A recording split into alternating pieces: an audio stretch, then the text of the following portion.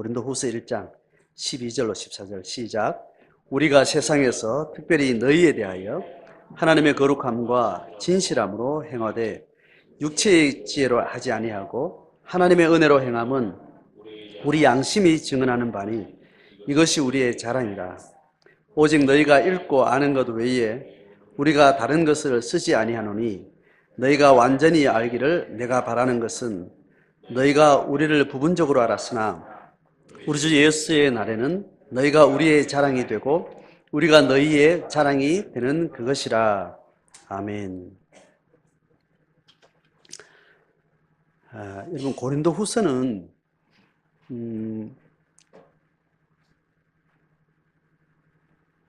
바울이 섬겼던 고린도 교회, 데살로니가, 에베소, 갈라디아, 그 편지를 받는 그 교회의 목회적 필요를 위해서 편지를 쓰는 게 대부분이에요. 각 교회에 위로가 필요하면 위로의 편지로, 또 그들의 교회 안에 일어난 많은 영적 문제, 사건들을 목회적으로 권면하고 가르치기 위해서 편지를 주로 써요. 그런데 고린도 후서는 거기에 무게중심이 있지 않습니다. 고린도 교회와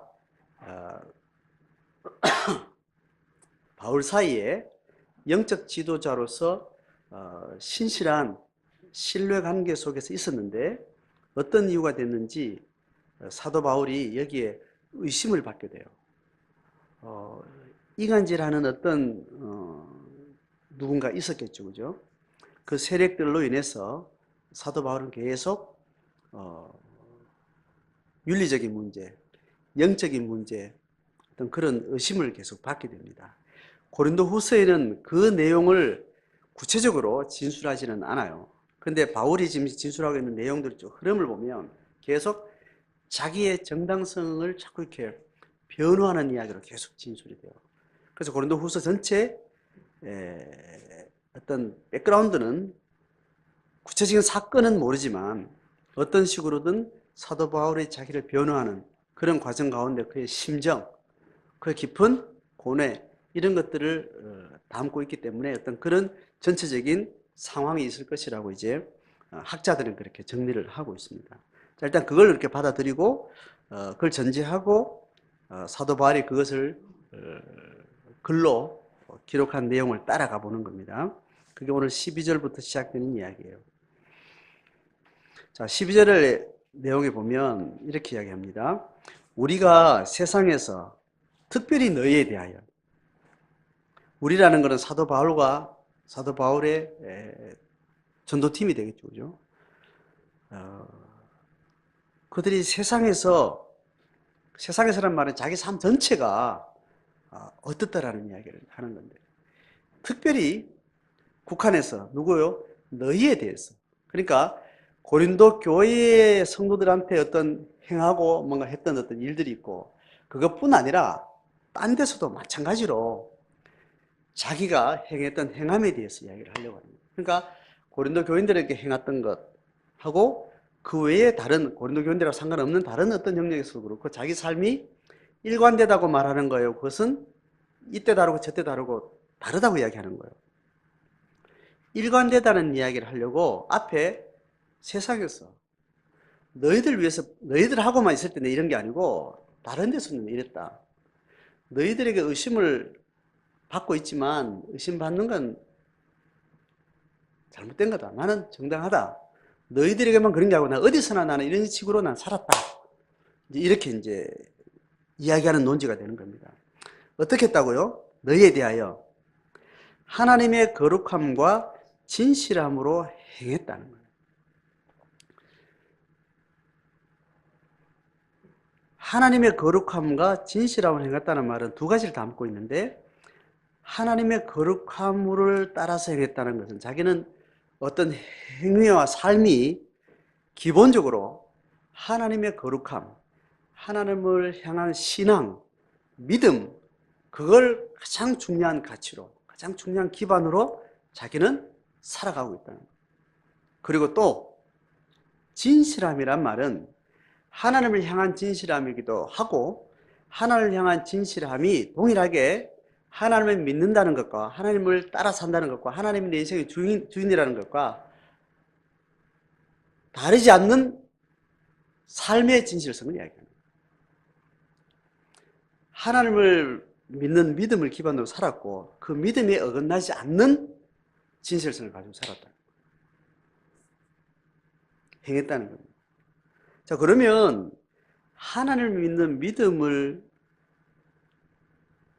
일관성 있게 그것과 모순되지 않게 그것과 어긋나지 않게 정직하게 행했다는 것을 구체적으로 어떻단 말이냐라고 말할 때 이제 한 번 더 이야기를 해요.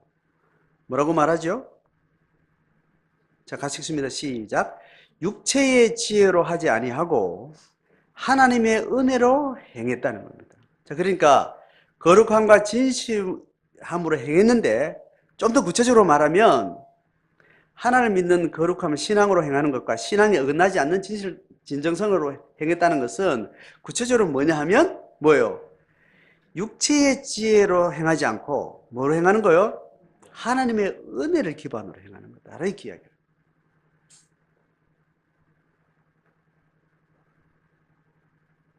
육체의 지혜, 하나님의 은혜는 하나님이 육체의 지혜를 써요, 안 써요? 하나님이 육체의 지혜를 사용하는데 육체의 지혜라는 말은 일반 은총 영역으로 이야기할 때는 이게 긍정적인 이야기예요.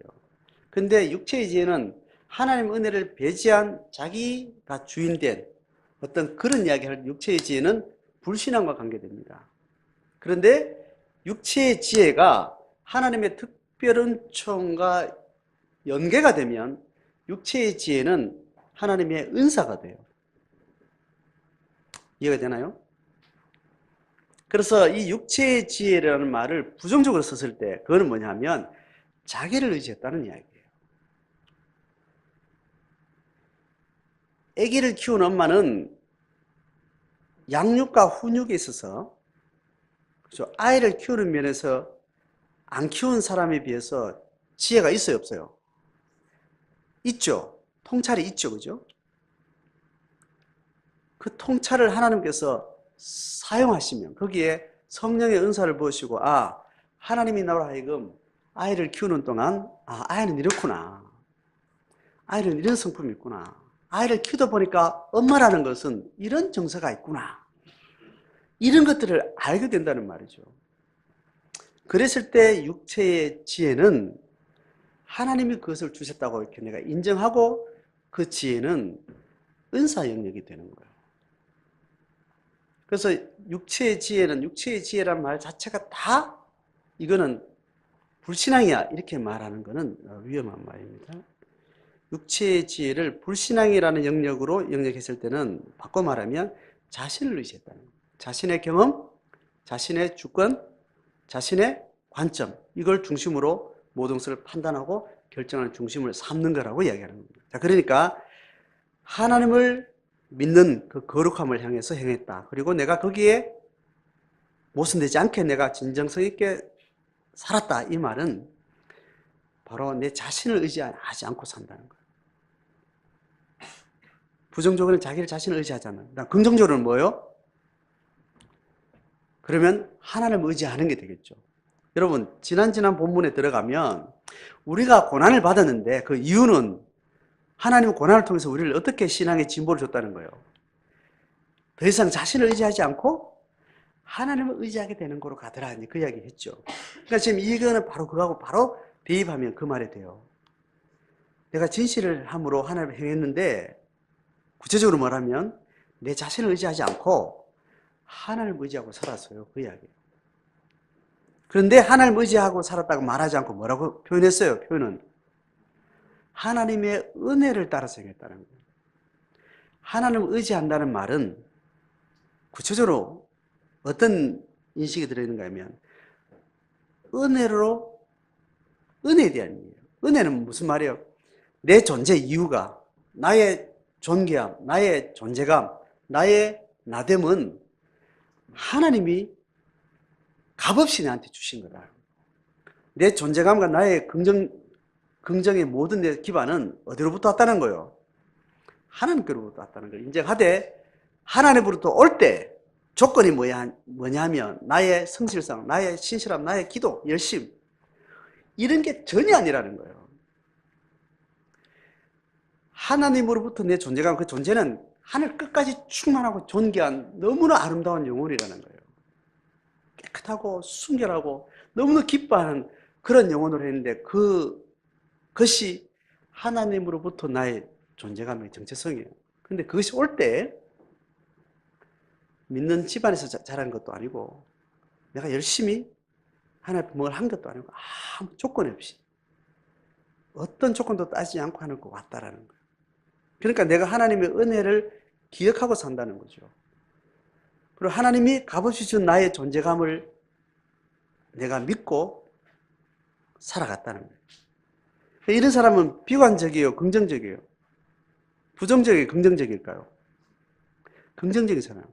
비관적일까요? 낙관적일까요? 자기 존재를 인식하는 영역에서. 낙관적이에요. 부도 나고 막 사람한테 개처럼 짓밟혀도 자기 존재에 대한 낙관적인 자기 존재감에 대해서는 어떤 것도 해치지 않는 그런 마음이래요. 은혜라는 건 그 이야기예요. 그렇게 행했다라고 이야기를 하는 거죠.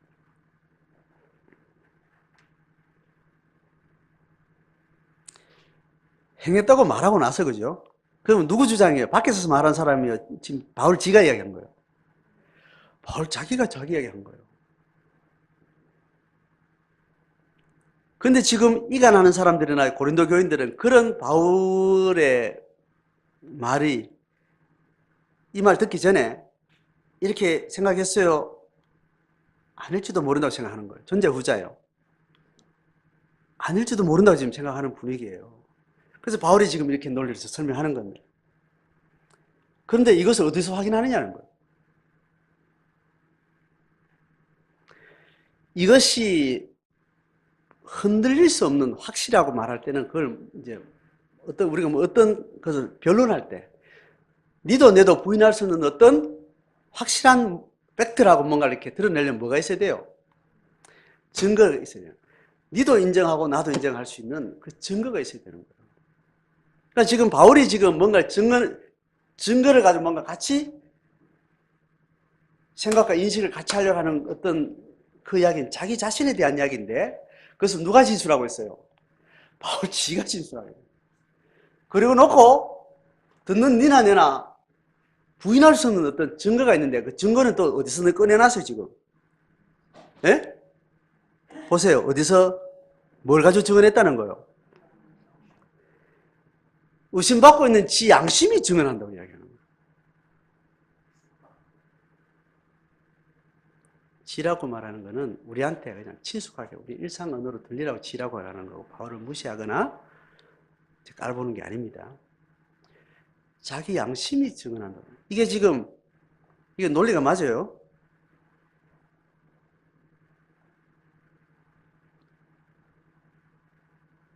자, 이걸 다시 한번 생각해 봅시다.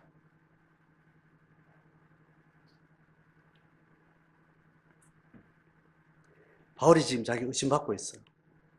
의심받고 있는데 나는 의심받을 일을 한 적 없다. 내 행위의 근간은 신앙이다. 그 신앙에 한 번도 내가 적어도 내 인식과 내 의식은 한 번도 그 신앙에 모순되거나 거짓되게 행한 적 없다. 구체적으로 말하면 나는 내 자신을 의지하면서 사는 게 아니고 나를 존귀하게 부르시고 나를 값없이 하나님의 아름다운 백성으로 부르시고 존귀한 자녀로 불렀다는 그 하나님의 그 약속을 따라서 이런 존귀한 나의 나됨이 하나님의 선언과 약속에서 온 줄 알고 나는 그것을 기반으로 내 존재를 인식하고 그렇게 나는 살아왔다. 여기에 내가 추워도 내가 거리낌 없는 그런 마음으로 난 살았다. 아닌 것 같은데 아닌 것 같기는 증거가 있는데 증거 뭔데? 내 양심이 증거다. 자, 그렇게 하면 상대방이 믿어야 돼요? 안 믿어야 돼요?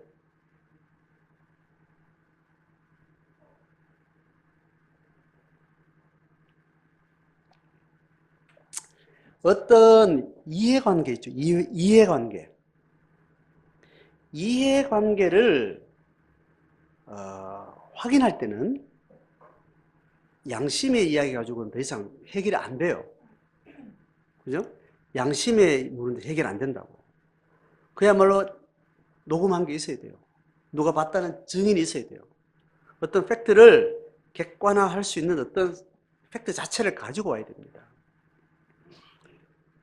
근데 지금 이건 이해관계 충돌이 아니고 소유나 물질적인 그런 사건이 아니고 그 한 사람의 진정성에 대한 이야기를 하는 거예요. 그 사람의 진정성은 어디서 어디 토대 위에 지어져야 되는가 하면 그 사람의 자기 스스로 자기를 성찰하고 자기를 돌아보는 그 사람의 양심에서 세워져야 돼요. 이게 한 인격이 독립된 한 인격이 건강한 인격으로서 주체적인 또 책임을 질 수 있는 삶으로 탄탄하게 그 사람의 행동과 말과 삶을 지탱하려면 기초가 어디에 세워져야 되는가 하면 그 사람 속에 세워져야 돼요. 그게 어디냐 하면 양심이라는 거예요. 그런데 우리는 그 사람의 양심이 자기 삶의 주체가 되고 자기 삶에 책임을 지는 삶으로 사는 것이 굉장히 드문, 또 그것을 잘 가르치지 않는 문화권 속에 우리가 살아왔어요. 이게 굉장히 중요한 이야기입니다. 그래서 우리도 그렇게 취급을 받아왔어요. 네 양심이 원하는 대로 네가 정직하게 네 스스로에게 정직해라. 네 스스로에게 일관성이 있어라. 이렇게 들어본 적이 잘 없어요. 말은 그렇게 안 했지만 내한테 일관적으로 네 행동해. 이렇게 요구를 받아왔다고. 내가 내일 X를 하면 너는 그때 X에 네 맞춰와. 오늘 내가 O라고 하면 너는 그 O에 네 맞춰와. 내가 왔다 갔다 하는 그 기복에 내 일관성이 없으면 네가 일관되게 내한테 맞춰와. 이렇게 요구를 받아왔어요. 자, 이해가 되죠?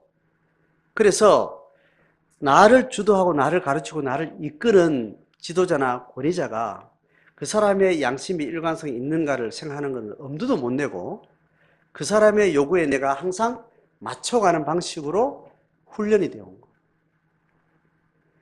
그래서 그 사람에 맞추는 데만 내가 집중했지 그 맞춤이 어제 다르고 오늘 다른 일관성 없음, 무책임함에 대한 어떤 질문도 자기한테 할 수 없는 것은 자기가 한 게 아니거든. 요구를 받아왔기 때문에. 거기에만 관심이에요. 그래서 자기가 어제는 이 말했고 내일은 저 말하고 있는 자기의 모순을 스스로 검증하거나 돌아볼 수 없는 것은 그렇게 못 받고 한 게 아니기 때문에. 자기 기준은 자기 안에 세워졌어요? 밖에 세워졌어요? 엄마가 하라는 대로 한 거였어요. 엄마가 어느 날 기분 좋으면 TV 봐라 했다가 기분 나쁘면 공부하고 뭐래 가. 그렇게 해서 TV를 보는 것이 내 의사인지 이게 바른 건지 자기 스스로의 윤리 기준으로 자기 스스로의 가치 기준으로 TV 볼까 말까를 배워나가고 그렇게 자기 삶으로 가져오지 못했던 거예요. 그래서 어디에 기준한 게 내 욕망과 엄마의 요구가 충돌하는 그 지점에서 자기 욕망을 끊임없이 최대한 채워가는 방식으로 엄마의 기준에 맞춰가면서 어떨 때는 속이기도 하고 어떨 때는 거짓도 하고 타협도 하고 또 이용도 하고 그런 틈을 따라서 자기 양심을 채워가는 게 아니라 자기 욕망을 채워가는데 계속해서 어른들하고 이렇게 줄다리기 하는 방식이죠.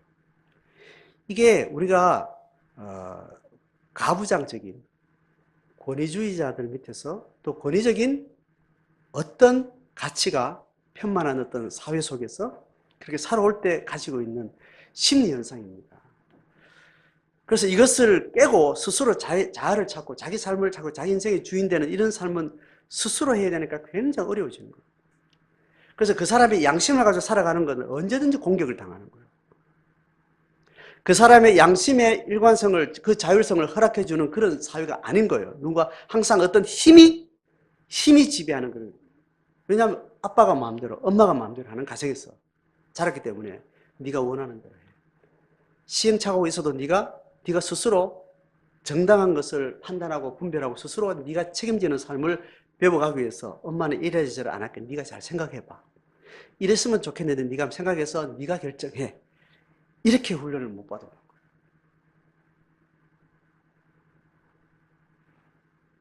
그래서 애가 자기 양심에 맞다면 내가 봐도 자기 다른데 지가 지 양심을 자기도 모르게 무의식이 한 번씩 바꿀 수 있잖아요. 그죠? 의도하든 의도하지 않든 그런 게 있다면 그것을 다 지적해 줄 때가 올 때까지는 자기가 양심이 맞다고 하면 쏘가지고 기다려주고 또 지켜봐주고 한 번씩 틀어가고 뒤집어다 자기도 모르게 양심을 바꾸면서 가는 것이 나중에는 굉장히 잘못됐다는 것을 알 때까지는 그 행동을 계속 허용해서 스스로 자기 양심의 토대를 만들 수 있도록 해줘야 됩니다.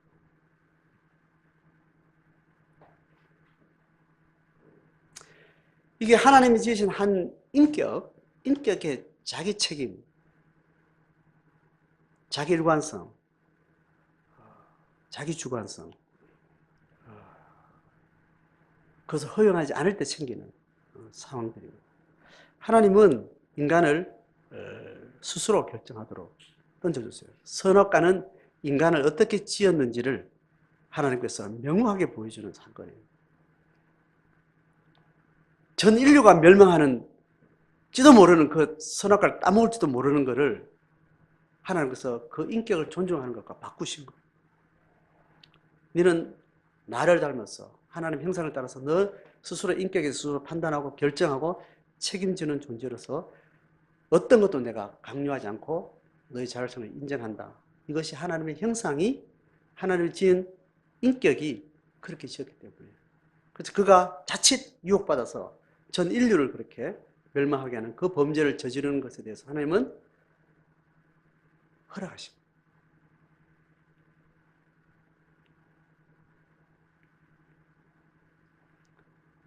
일이 틀어질 수도 있고 늦게 갈 수도 있고 많은 시행착오가 있고 빨리 어떤 열매를 못 얻어도 그 사람의 양심을 향해서 주목할 수 있도록 네 생각이 맞아?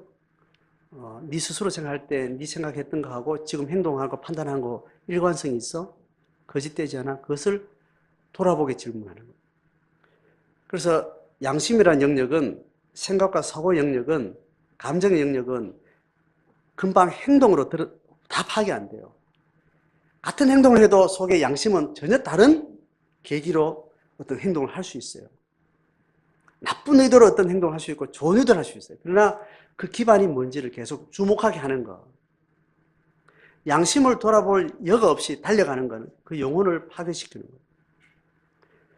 그래서 양심은 가장 중요한 자기의 내면, 자기 인격이 자리한 그 좌소인데 하나님은 거기에 와서 우리를 만나요. 네가 어떤 행동을 했느냐, 어떤 말을 했느냐 하나님 묻지 않고 그 드러나는 그 말고 그것을 네가 했던 마음, 그 마음의 자리에서 하나님 우리를 만나 주시는 거예요. 우리가 영혼을 돌본다는 것은 자기 양심을 돌보는 거예요. 신앙으로 말하면 영혼을 돌본다는 말이고 신앙이 종교가 아직까지 정리되지 않은 신의 존재가 인정되지 않는 일반은적 영역에서 하나님의 지으신 인간의 본래 깊은 좌소는 양심이라는 영역이 있어요.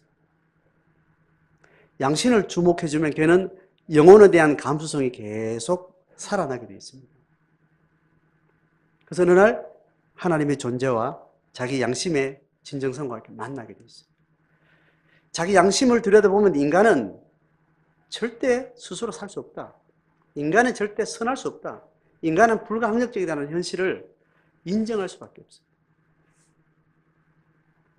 양심을 깊이 들여본 사람은 신을 어떤 식으로 종교적으로 인정하든지 그렇지 않든지 신의 영역에 다다른 시각을 갖게 되어 있습니다. 자, 우리가 형제들을 만나고 지체들을 만날 때 그 사람의 양심이 어디로 가요? 제가 늘 이야기하죠. 마음길을 따라가야 된다. 마음길. 그 사람의 마음길이 어떠한지, 심리와 마음이 어떠냐, 혹은 그가 인지하지 못하고 있는 무의식의 영역에 이르기까지 그 마음길이 어떻게 가는지 우리는 살펴줘야 된다. 그것을 주목해줘야 된다. 그래서 그것과 삶이 일치하는지, 그럼 계속 주목해 줘야 되는데, 그 다음에 양심을 스스로 관리할 수 없는 사람이 있어요. 그런 사람은 상처받은 사람들, 특별히 무의식 세계의 힘이 강한 사람. 무의식 속에 내 인지능력 안에 들어오지 않으면 내 안에. 그런데 어떤 사건을 만나면 내 안에 강력한 분노가 일어나는 거예요. 강력한 좌절이 일어나는 거예요. 어떤 특별한 사건에. 자기도 생각하지도 못하고 있는. 그 무의식이 움직이는 거는 무의식이 강력하게 어제와 오늘의 삶의 일관성을 완전히 흐트러 놓는 그런 이상한 감정, 이상한 판단, 이상한 결정을 하게 하는 그런 행위나 말이 나오게 돼 있어요. 그걸 잘 주목하면 그 사람의 양심이 일관되게 건강하게 갈 수 없는 마음의 상처가 있구나. 마음의 아픔이 있구나. 본인이 인지를 못하고 있어요. 그래서 그거를 알도록 깨우쳐 주는 거예요. 그 다음에 그것을 왜곡된 것, 혹은 그 사람이 속이고 양심을 스스로 속이고 있는 것을 우리가 찾아주는 것도 긴 시간 동안 말과 행동을 잘 관찰해 보면 아, 네가 지금 속이고 있는 거 아닌가? 지적해 주고 그거를 증명해 될 수 있어요. 말한 것으로, 녹음한 것으로, 행동한 데이터를 모아서 양심을 네가 속이고 있다라고 증거를 대일 수는 있죠. 어쨌든 그 양심에 대해서도 스스로 굴복하기 전까지는 강요하는 것은 그것은 마지막에 해야 됩니다. 그 사람의 양심에 대해서 순전하게 굴복하지 않아서 다른 사람을 피하게 될 때는 그 사람의 행동과 양심을 통제하는 것은 어떤 방식이 됐든지 마지막에 해야 됩니다. 끝까지 스스로 양심에게 계속 질문해 주는 거예요. 그런데 예수의 방법은 뭐냐면 그 양심이 거짓되어서 나를 공격해도 그 공격을 어떻게 해요? 몸으로 받아내는 게 예수 믿는 사람의 방식이에요. 그 사람의 양심이 거짓되고 악해서 나를 공격하는 것으로. 그래서 내가 피해를 입죠. 모함을 당하죠. 그래도 그걸 제어하지 않고 그 사람의 양심에 따라 거짓되게 하는 그 양심을 그냥 하나님 앞에 맡기는 거예요. 그렇게 할 때 거짓된 양심이 하나님을 만날 수 있습니다. 거짓된 양심이 어떤 압력에 의해서 공격을 당하고 제어를 당할 때 하나님을 향해서 그 양심을 만날 수 있는 길이 사라지는 거예요. 자, 이 부분 이해가 되죠? 자기가 악한 일을 향한 자기 속마음을 들여다보고 그것에 대해서 어떤 사람이 통제 방식으로 그걸 제어하지 않고 계속 던져둘 때 자기가 자유로운 영혼으로 있을 때 그 악한 양심으로 인해서 거기서 하나님이라는 존재를 인식하게 된다고요. 어떤 법원에서 판결해서 감옥에 넣고 누군가 모아가지고 딱 제하기 전에 하다 보니까 어떤 방식으로 자기가 만든 거짓된 양심의 삶이 결국 부메랑이 되어서 누가 강제한 어떤 주체가 있어서 내게 강제 들어온 게 아니고 상황이 내한테 악한 상황이 올 때 그렇게 거짓된 양심이 되어서 자기는 돌아보게 되는 거예요. 이해가 되죠? 그럴 때 그 양심과 하나님과 만나는 그 상황이 조성돼요. 그래서 사도 바울은 그 사람이 심판받는 것, 그 사람한테 하나님 앞에 맡겨놓으라고. 보복은 우리가 할 게 아니라고 이야기하는 거예요. 보복은 주께서 하신다. 자, 이 부분은 제가 말하는 영역은 모든 악조건이 내게 왔을 때 이야기하는 거예요. 이해되죠? 내 옆에 있는 다른 사람에게 갔을 때는 몸으로 가서 막았습니다. 아니다 그러고 막았는 거예요. 싸워줘야 되는 거예요. 이 사람의 마음을 대변해줘야 되는 거예요. 근데 이게 내한테 올 때는 그것을 내가 그 양심을 제어하지 않고 심판하신 하나님 앞에 맡겨두는 거예요. 그렇게 할 때 그 양심이 하나님의 음성을 들을 수 있는 기회가 생긴다. 용서가 그 사람을 감동케 한다. 이 말로 바꿔서 말할 수도 있지만 내가 양심의 초점을 가지고 양심이 어떤 메커니즘으로 그 영혼의 자소가 되는지를 이야기하고 그 양심을 어떻게 다뤄줘야 그 영혼이 하나님을 만날 수 있는 기회가 되는가에 대한 이야기를 설명을 하는 겁니다.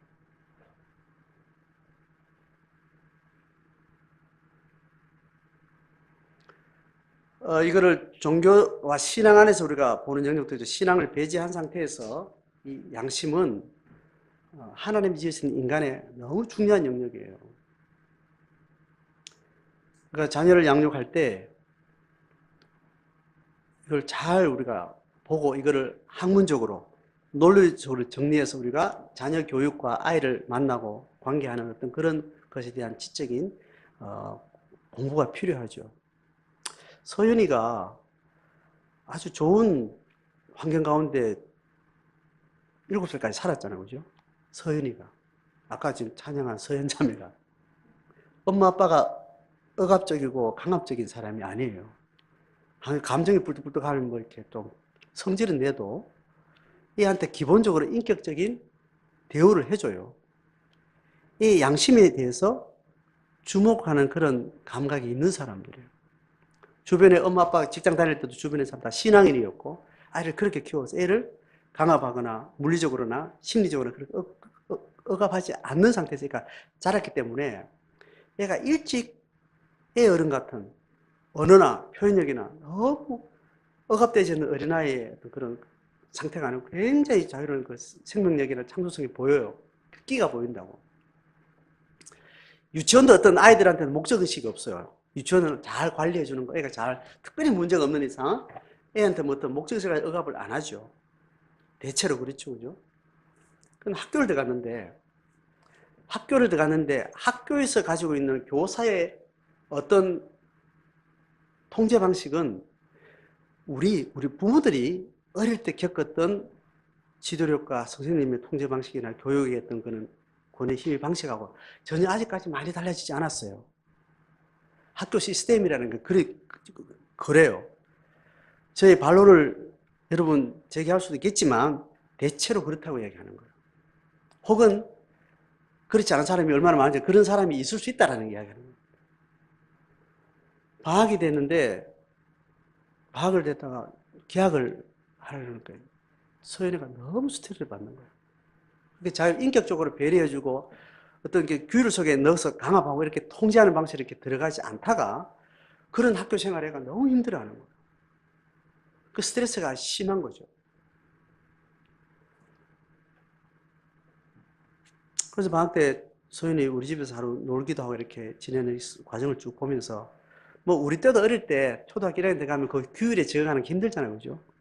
그럼 그때는 집에서도 애 몇 때리고 막 야 똑바로 해 하고 막 그렇게 막 취급을 당하는 경우가 많았고 학교 가다 그래 하니까 별 차이가 없었어요. 근데 집에서는 정말 인격적으로 대우해줘요. 얘한테 폭언을 안 한다고. 얘 마음을 살피고 우리 교육 지체 다 그래 하잖아요. 그런데 학교에서는 통제할 때 그렇지 않은 경우가 있을 수 있죠. 학교라는 그 상황 자체가. 또 친구들이랑 관계도 그렇고. 그럴 때 오는 스트레스가 굉장히 큰 거죠. 근데 거기에 대해서 아이들은 어느 날 적응하기 시작해요. 적응하기 시작하고 거기에 시간을 많이 사용하니까 거기에 방식에 몸을 맞춰요. 거기에 맞춰가지고 그 다음에 집에 와서 무슨 짓을 해요? 동생 들고 야 벽 보고 앉아 손 들어 뭐 이런 일을 한다 그러잖아요. 유치원에만 가도 그렇게 한다 하잖아요. 억압하고 통제하고 힘이 강제하는 어떤 이런 것에 대해서 경험을 하고 나서는 자기도 모르게 그 방식대로 권위자 앞에는 그렇게 딱 낮은 자세로 딱 죽는 것도 배우고 아 이래야 밥 먹을 수 있구나 이래야 용돈 받을 수 있구나 이래야 착하다는 이야기를 들을 수 있구나 그것도 그렇게 행동하고 지 양심을 생각하지 않고 억울한 것도 접고 이렇게 행동해야 되는구나 하고 그렇게 맞춰가기도 하고 또 자기가 힘이 있을 때 힘없는 동생한테 그렇게 억압하는 통제하는 방식의 제스처 언어가 나와요.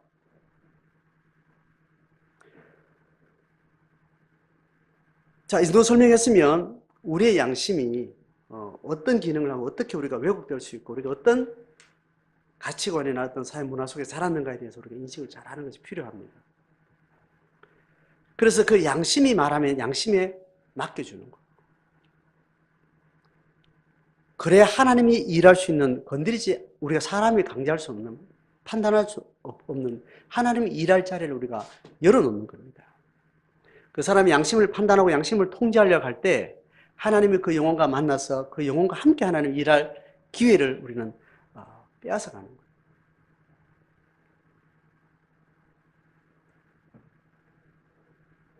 자, 양심에 대한 이야기 좀 길게 했습니다. 이렇게 말하고 나서 자, 다음 보세요. 13, 14절은 굉장히 좀 복잡하게 이렇게 꼬여있긴 한데 13절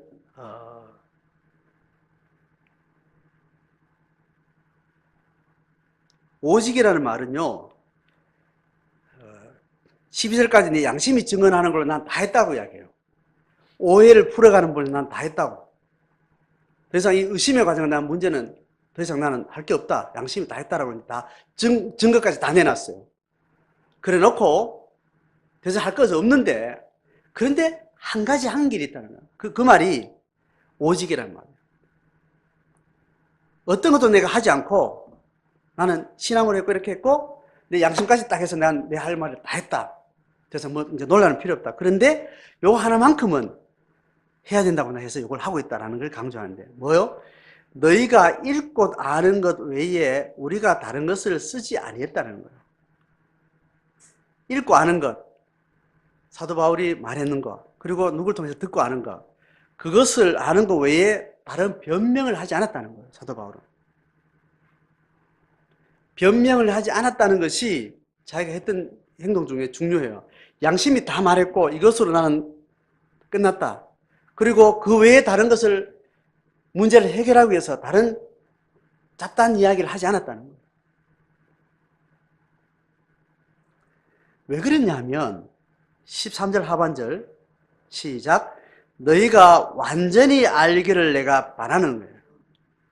자, 보세요.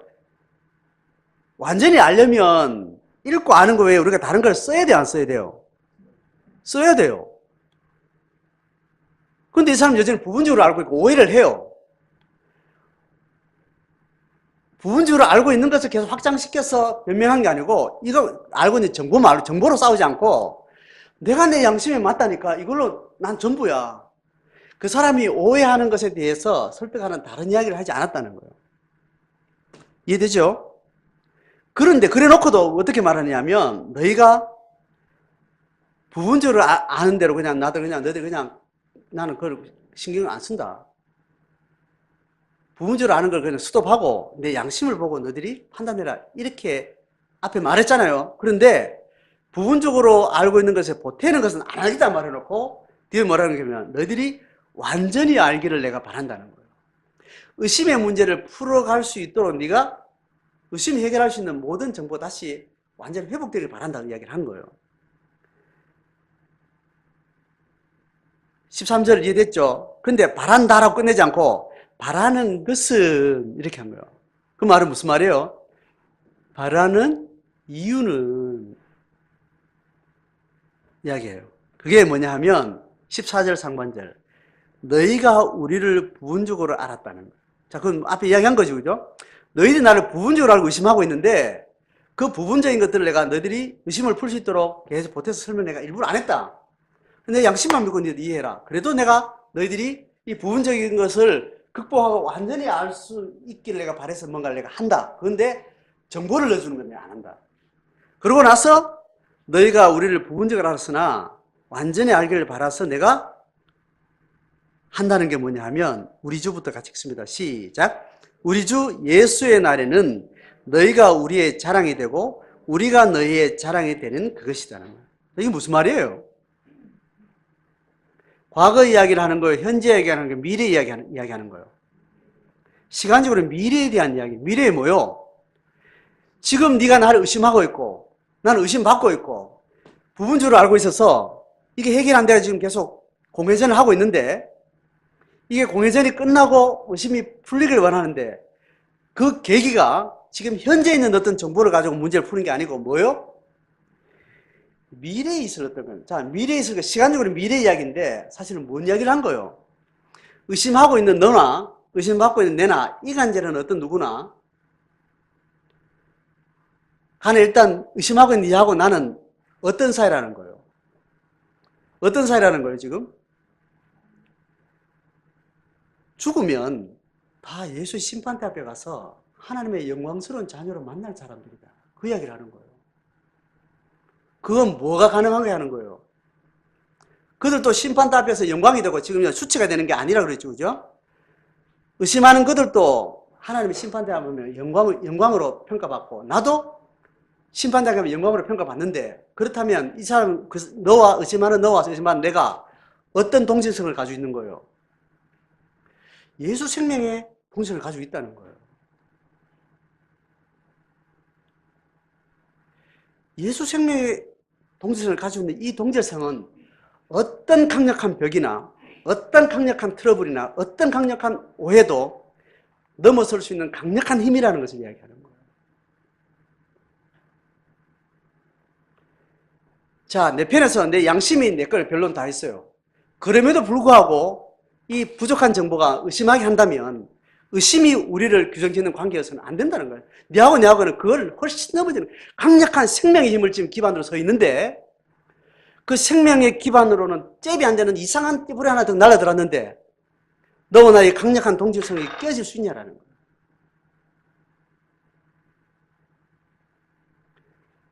부부 사이에는 어떤 게 들으면 돌아서가 남이 될 수 있죠. 그렇게 깨어짐에도 불구하고 우리가 뭐는 포기 안 해요. 네 내하고 따로 살아도 같이 놓은 새끼만큼은 죽을 때까지 너 아빠고 네 엄마라는 것을 서로 인정하잖아요. 생명관계는 그렇다는 거예요.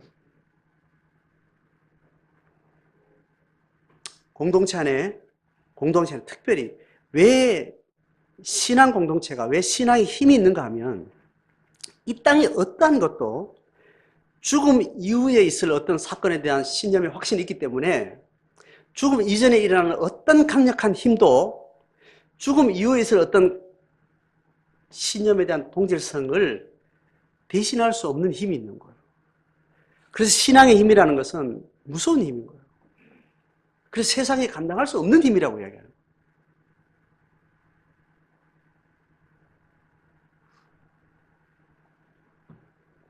그래서 교회가 교회를 욕하고 교회가 교회를 비난하고 그거는 우리끼리 있을 때 하는 이야기예요. 니하고 나하고 남이 아니니까 내 이야기한다 이렇게 이야기하는 거예요.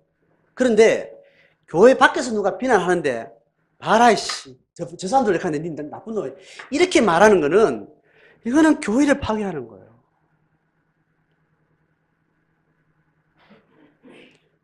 밖에서 그 사람을 비난하면 우리는 오늘 니하고 나하고 복음 앞에 정직하냐 했던 목숨 들고 머리 끄덕끄덕 싸울지라도 그 왜? 내가 잘났다는 게 아니고 우리의 주가 우리에겐 주님이 네 삶을 묻고 있다. 그 이야기 하는 거예요. 내가 잘나서 네 나쁜 놈의 이야기가 아니고 그 중심은 우리가 계속 걷어져야 되는 거예요. 우리가 고백하는 예수 그리스도가 네 삶을 이렇게 말하고 있어. 네 양심이 모르고 있어서 내가 예수의 성령의 마음으로 말해주는 거야. 내 말 듣지 말고 나를 참고로 해서 네가 네 양심의 예수의 음성을 들어. 이야기라고요. 성도 안에 일어난 갈등이라는 다 그 문제예요. 근본적으로 가지고 있는 생명의 하나됨에 대해서 서로에 대해 존귀함에 대해서 이거 깨뜨리는 것은 굉장히 사탄이 우리 교회를 계속해서 교란케 하는 방식인 거예요. 성령이 교제하는 원리 속에 예수가 머리 대신 그 한계 안에서 우리가 싸울 수 있어야 되고 갈등하고 토론할 수 있어야 되고 그래서 싸우는 중에 그렇지 네 안에 예수 생명이 있네 내 안에 예수 생명이 있네 이거 생각하는 게 이거는 사실은 별일 아니구나 넘어가자 그래서 결정질 일 아니고 마지막에 예수 심판 때 결정할 분이 또 있지 않냐 우리가 판단할 수 없는 일을 서로 충돌이 일어날 때 유보하고 내가 하나님 앞에 내려놓고 그냥 덮어놓는 거예요. 각자 양심 속에서 하나님 앞에 듣고 그것조차도 안 되면 하나님 심판 때 말할 수 있기 때문에 그걸 신뢰하고 지금 접합되지 않은 문제에 대해서 내가 스스로 끝까지 물고 늘어지지 않는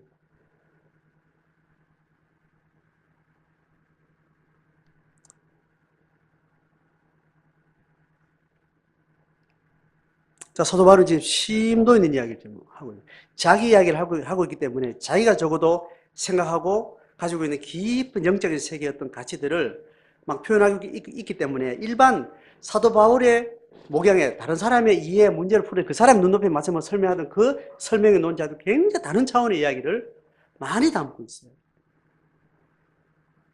자, 그런 마음으로 바울의 심정과 바울이 가지고 있는 영감 이걸 좀 상상하면서 고린도 후서를 쭉 읽어 나가시고 또 묵상하면 좋겠습니다.